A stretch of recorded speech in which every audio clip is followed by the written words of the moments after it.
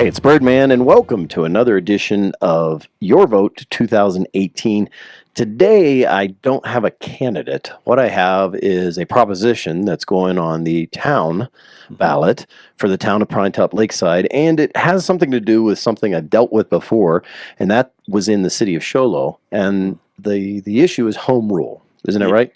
Yes, it is. So can you, and of course, I've got Keith, who is the town manager. Yes. I was trying to say city in my head. That's why town manager. Easy. And then Kevin, who is the Finance director. finance director. Okay, awesome.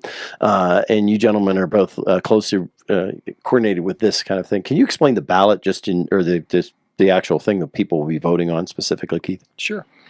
What we were asking the citizens to vote on is the home rule option, which is a budgetary item that allows a town to expend the funds that it receives.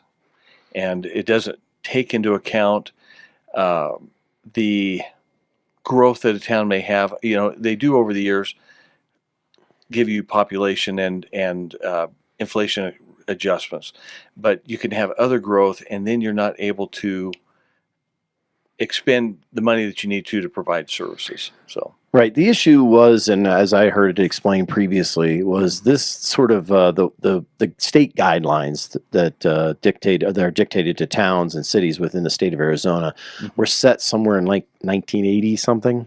Yes, 1979. Oh, 79, not even 80s. It was the dollar amount is a 79.80 budget, but I think it was on the ballot in 1980. Oh, okay. Yes. So we're locked into that unless the citizenry gets together and they vote and they say, hey, we want to have home rule. And then after home rule, you can actually go to something called permanent base, but you first have to do the home rule. Yes. Okay. So the home rule basically allows you to set your budget based upon guidelines, though, right? Yes. I'll let Kevin explain that. Well, basically, if home rule is successful in getting passed, it puts control in the hands of the local governing body or the council. So what home rule does allows you to spend all the money that you take in, that you're currently taking in. It has nothing to do with increasing taxes, just able to spend the money that you're taking in without being subject to a state-imposed limitation. Now that budget, some people will be like, oh, well, that means then that the city council could go crazy and just spend all the money. But that is still subject to the process which already exists, which is controlled by a controlled budget, right? Correct. So each year, towns and cities have to adopt a budget, and you can't spend money unless it's been budgeted. And you're currently subject to what you're taking in anyway, your money. The difference between the home rule and the state-imposed limit is you can spend what you're taking in. But the budgetary process is a public process where citizens do have the right to participate in the process. So it wouldn't be just spending willy-nilly, going like crazy and burning out all the coffers, so to speak.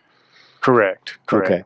That still allows, it still is an open process where the budget sessions are open to the public input is given, so to help to control what the council is spending. So with that public input. Okay, so that budget process doesn't change at all, and really, they can't add new taxes and come up with new things any differently than anything else. Right. It just basically says this is 2018. It's not 1980. Right. Yeah. Correct. So everybody understands, that's what you're voting on. You're voting to allow your people who you've elected into office to set a budget up for then you to come and approve, and then you can use the money that you're bringing in. And if you stick yourself to 1980 guidelines, you're never going to be able to improve roads, because road cost, asphalt's gone up since 1980. Labor's gone up since 1980, folks. I mean, we've all dealing with the new labor increase. It's up to $10.50, will be $11 and 50 cents. 50 cents. Yeah. So that march is going up. It's not going to stop. So that's way different. Go ahead and look up 1980. price wages. We'll wait. Just kidding. But you'll see everything's gone up in cost. So your budget has to increase. Don't lock yourself in at 1980. It just doesn't work. Yes. And this is a thing that everybody gets to go and vote for. So when you're voting, understand, and that's why I voted for it. I'd encourage you to vote for it. It's your community. You base that upon educated decisions. And what questions have you been asked? I mean, really, that come down to what are people asking you? What's the big difference, and what's their fears? You know, one of the things, let's see, we haven't had a lot of questions Okay. that we haven't already addressed. Okay. One of the things that is quite evident is that I'd listened to a webinar by the League of Cities today, and we've seen that is that nearly all the cities and towns in the state already have home rule or the permanent base adjustment. I believe, what was it, 85%? I believe. Yeah. So even though that this was something that was instituted through a constitutional amendment, the legislature gave cities and towns the ability to go around it. Right. With home rule. And I believe when I look at those numbers, then I believe that the cities and towns throughout the state have been good stewards in their responsibilities of managing their budgets because their citizens have continued to approve those home rule that home rule option for Right. their local government. And then at some point they have gone to the permanent base adjustment, which is an interesting, and we're learning about that one too, and so right now, anyways, home rule looks like it gives you actually more ability than the permanent base adjustment. So Interesting. we're excited to be going with this one right now. So let me talk a little bit about the type of government that Pinetop-Lakeside is. You're a town manager based Yes. government, and a lot of people get a little Council confused. manager Based government. Okay, you're a Yeah, council that's what manager. they call it. Okay, Yeah. but it's not a mayor strong, and Right. there is one town in the state of Arizona that is mayor strong. Oh, I Which didn't one know would that be? That's Tombstone. Ooh. Go ahead and read up on that town. He carries a 6-gun too, I'm sure. Yeah. Spurs. So yeah, Tombstone is a mayor strong, and that's it. Mhm. And if you want to see what happens from the drama of that, then you get into other issues. But no, Yeah. so don't get confused because you're now electing a mayor that's going to change anything because it's still a council, a manager situation, and the town manager really starts to play into how that budget is properly spent and everything. And I think you've got a good track record there. So nothing changes Right. in that aspect.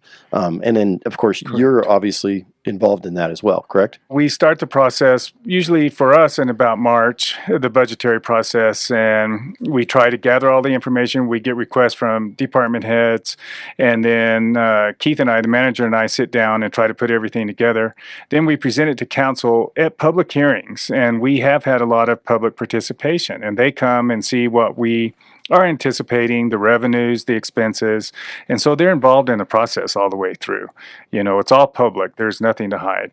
And home rule won't change any of that. It will just give us the ability without having to jump through the hoops of calculating all the exclusions to get down under this state imposed limit. Yeah, so I don't really take ever on this show sides with candidates at all. I allow all candidates to come in and talk, but on the Your Vote Matters, this is the kind of thing that really, you know, if you're in Pinetop-Lakeside and you want things to improve, and you've been saying, hey, we need to improve this, we need to improve that, this is the kind of thing that allows it to happen because and it's you're not spending any more money than you have. It doesn't give you the right to go out and lend money like crazy. It just allows the money that's being brought in already in the tax base to be utilized. You bet. Yeah. You know, and the thing that we encourage is that citizens become educated in this process. There is, you can always get incorrect information off the internet. And Really? yeah, I don't know. Shocker. Yeah. But, and so the League of Cities and Towns has a great webinar. If anybody would like, we can send that link to you. It explains in very good detail about this process and why it's important to cities and towns. There's other good articles out there. We will be putting together or are putting together a publicity pamphlet that will be sent out to voters, and then we'll be holding a special town hall. We're not actually calling it a town hall, but a special meeting to educate voters. It'll be the 5 o'clock on August the 16th. So it's the 1 hour before the regularly scheduled council meeting. Okay. We'll have our paperwork there. will be there to answer questions. And so in any issue, an educated electorate is so very important. So. Absolutely. Any final thoughts or comments you want to make regarding home rule? Well, I'd just like to make it clear, and you've already stated this, but if the citizens vote for home rule, it is not a tax increase by any means, and that's a big misconception that happened whenever it failed in the past. So we want to make that clear. There's absolutely no tax increase involved with this. Yeah, awesome. Very good. So Keith, Kevin, thank you very much for your time today. Appreciate it. Thank you, Rob. Hey, this is 2018. Your vote. Go out there and vote. And I'll tell you, vote yes for this because it's just the right thing to do for your community.